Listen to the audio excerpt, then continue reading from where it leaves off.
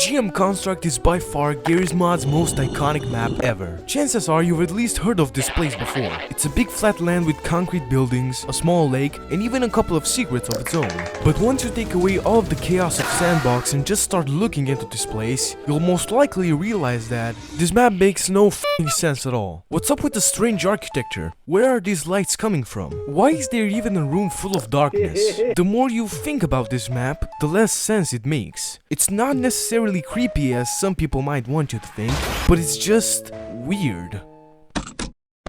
This is GM Construct 13 Beta, a Garry's Mod map that seems like just a beta version of GM Construct, right? Wrong! It takes the familiar layout of Construct and uses it to mess with you. The more you explore this map, the less sense it makes, making for a pretty unnerving experience.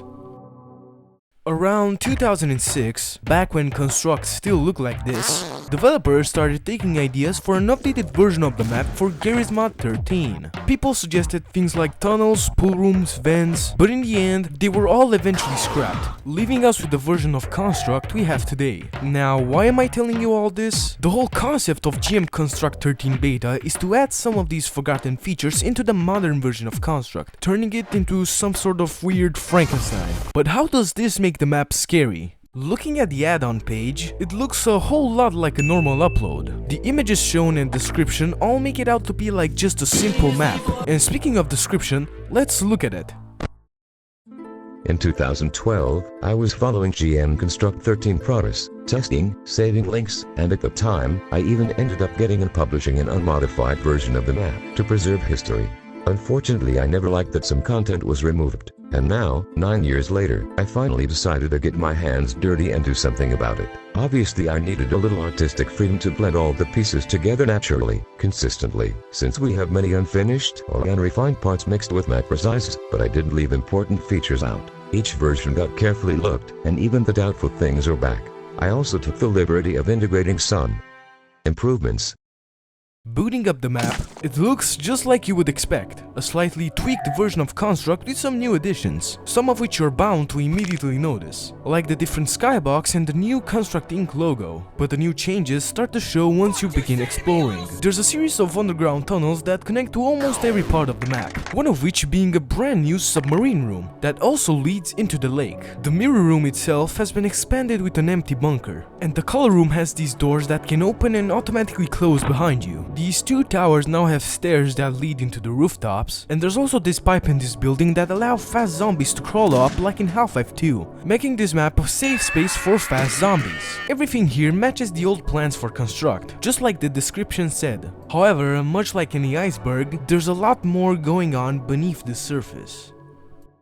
I'm gonna be real with you guys, GM Construct 13 Beta isn't a normal map, at least not in the traditional sense. While you can play this like an ordinary sandbox map, where you just sort of screw around, if you decide to explore instead, things start to get weird. You might walk through one of the tunnels, only to find that it doesn't lead where it's supposed to. Or you could occasionally find random props on fire that you didn't place. These are just some of the things that the map does to mess with you, making you feel like you're not truly alone. Well, because you really aren't. I was wandering around the tunnels one time when I saw someone approaching me from a distance. That was the Dark Figure, or Shadow Climber. He's one of the many anomalies of this map, and he can randomly spawn around, just watching you from a distance. He usually disappears if you try getting to him, but if you get close enough...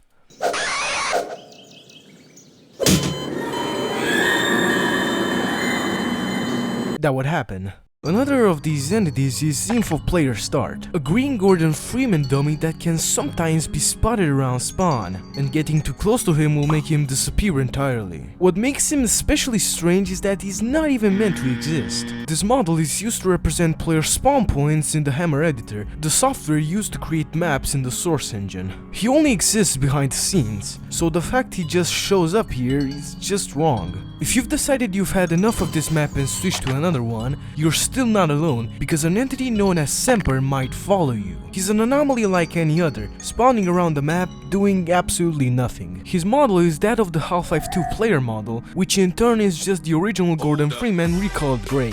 However, what makes him so special is that he has a bizarre quirk that allows him to follow you across maps. He's taken from a pretty obscure Gearsmon creepypasta by the same name, which translates from Latin to always. A perfect fit, since he will always follow you even outside of the intended map. So if you'd rather not have a strange grey man following you between worlds, maybe it's best to uninstall the add-on. But if you're brave enough, you can try to find what GM Construct 13 Beta is really hiding. If you continue wandering and decide to enter one of the buildings, you can spot a lambda symbol on a wall. Breaking this specific spot next to it reveals a hidden vent that you can crawl in. It connects to the dark room, the stairs leading to the color room, and this small little space. Normally there'd be nothing here, but sometimes you can find some cryptic drawings on the wall. This is the Oracle, and it technically counts as an entity. Its only purpose is to show up in this area to display a variety of different drawings, all acting as hints to uncover the map's hidden secrets. And they all stem from Construct's most infamous area, the dark room. This room is sort of important as it's the catalyst for pretty much everything that there is to do in this map. Whenever you enter, it can lead to a couple of things. 1. The room is completely normal, just a dark, empty room with an exit leading to the tunnels. Or 2. You might see a chair illuminated by a floating light. This is an anomaly known as the dark room chair, and it's not necessarily special, but one of the Oracle drawings shows a grenade under a chair with a plushie sitting on it. The plushie looks like the one found in the secret Easter egg room in Construct, and if we decide to take it all the way to the chair,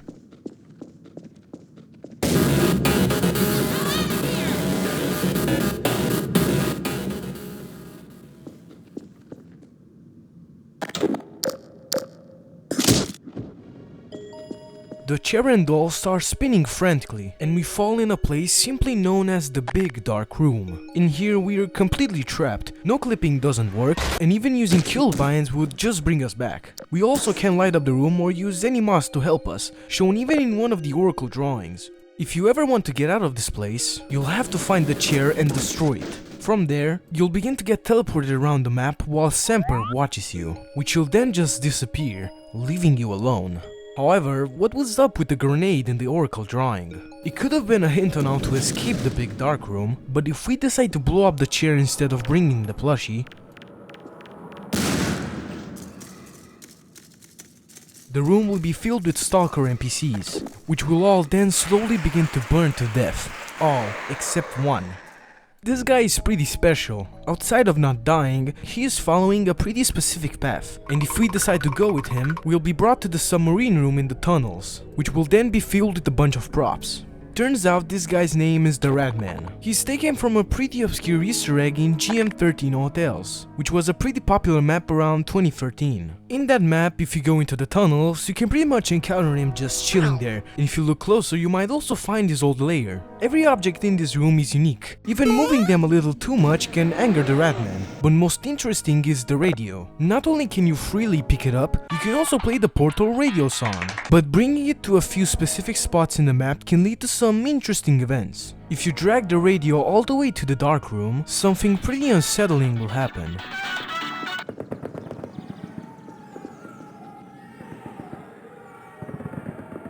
These strange sounds of distant gunfire and people screaming start coming out of the radio. I am not really sure what it means, but it freaked me out a little. You can also find these two scorch marks in the map that appear once the Ratman sets his lair. Bringing the radio to the one in the tunnels will play Potato's Lament from Portal.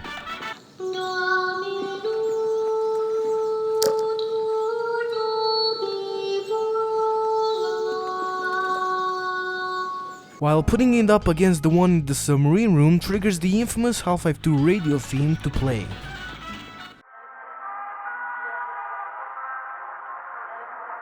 Doing this will make every scorch mark disappear from the map entirely. But if you enter the effort of bringing the plushie to the dark room chair before destroying it, something different will happen instead.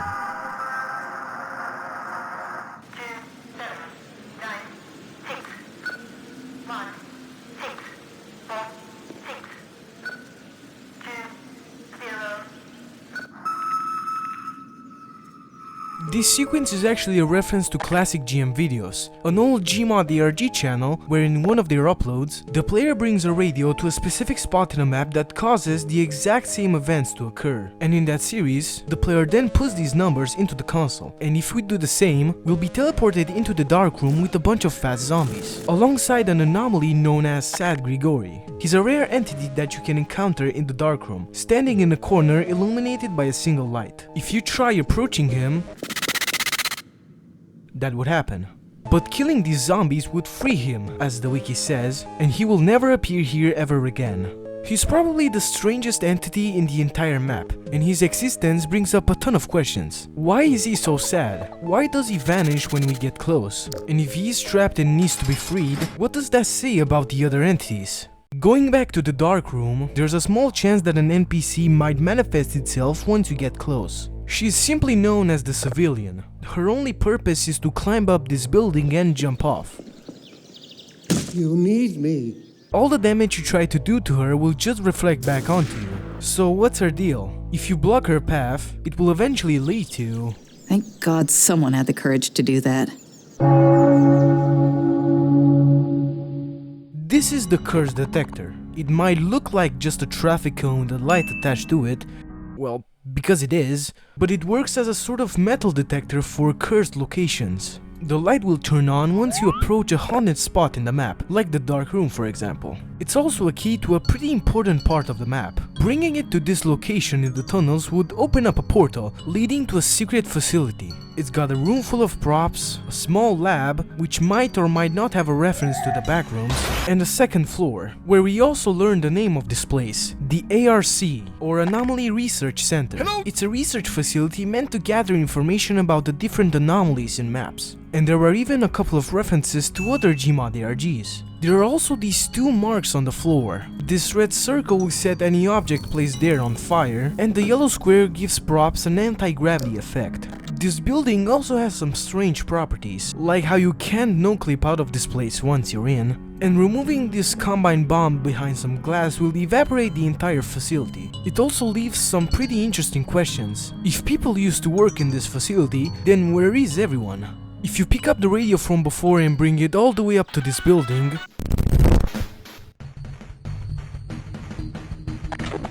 the music will switch to a song called Mingebags V2 Glitched Edition. Mingebag used to be the default name for new players on Gary's mod before Steam came around. It later began getting used as a sort of slur to griefers who just ruin servers for fun. They're also known for having opposing Dr. Kleiner player models for some reason. The song itself was made by someone named Snowability, and the version used in the map is just a glitched one. If you wait long enough while this song plays,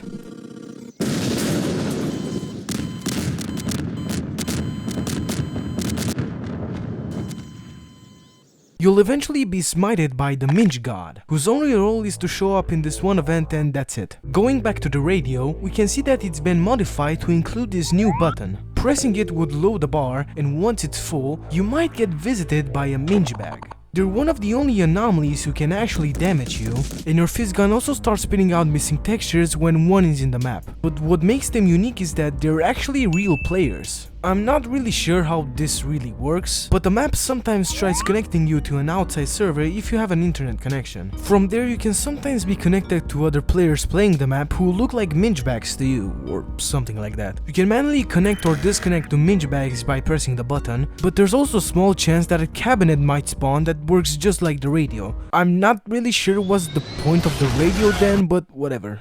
If you bring the curse detector to the mirror room, it will turn on its light. At first, it may seem like there's nothing strange about this place, but if you look closer, you'll eventually enter the mirror world. It's just like the normal world, but mirrored.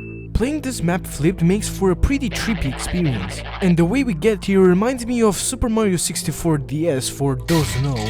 If you keep exploring, you'll eventually find a series of X's marked around different spots in the map, but they only appear in the mirror world. After some time, you'll start noticing props placed on top of them. One is a lamp and a drawer found in Ratman's room, the other is a trash can in the Easter egg room, and the rest are globes found all over the map. They might look ordinary at first, but having the curse detector next to them will make the light flash green, and once you hit them, they'll twist and morph into something else. A plushie, a skull, or a baby doll. One of the oracle drawings shows the Ratman's room with these exact props placed on the table. And once they all lock into place, Rest, my child. an entire boss fight will begin. This is not Gregory, not to be confused with Sad Gregory. He'll start shooting at you and spawn a bunch of manacs, and the fight can get pretty difficult due to the amount that he spawns. But once you finally defeat him, he'll drop a strange ration pack. Bringing it to the curse detector will upgrade it so that it gives you health. You can do this battle 2 more times, where his health keeps increasing and he gets more and more tougher to defeat. His final phase can make him teleport around and shoot bombs that instantly kill you, and he can even spawn camp you. Upgrading the curse detector again will make it heal you faster and also give you some suit. Very nice! But anyway, that was the last thing to discover in this map, and now that we've gathered all the pieces, let's try putting this puzzle together. Everything definitely stems from the ARC.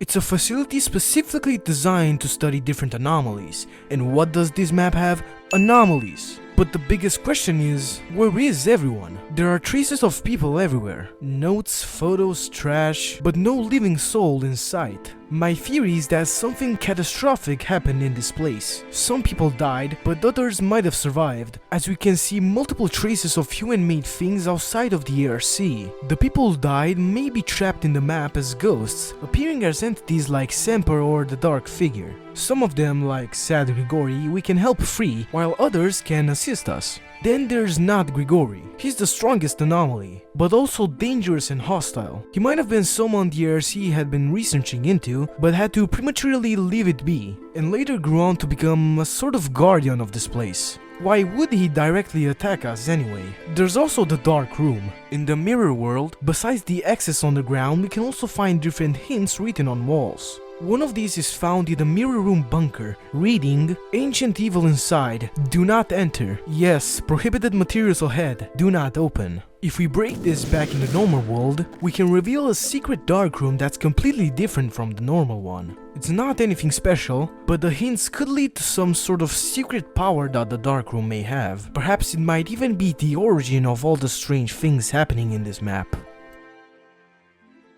Well, in reality, this map was created by Xalo and a bunch of other talented developers. I know I just spoiled the whole thing, but I highly suggest you to check this map out. It's really good and it generally managed to make me feel washed the whole time I was playing this. There are also a couple of things I couldn't really get into this video, like the different ARC bases found in other maps, or this entire ARC YouTube channel that documents different Gmod anomalies or something. I'm gonna leave the rest of the investigation up to you, as I gotta upload this video in a couple of days.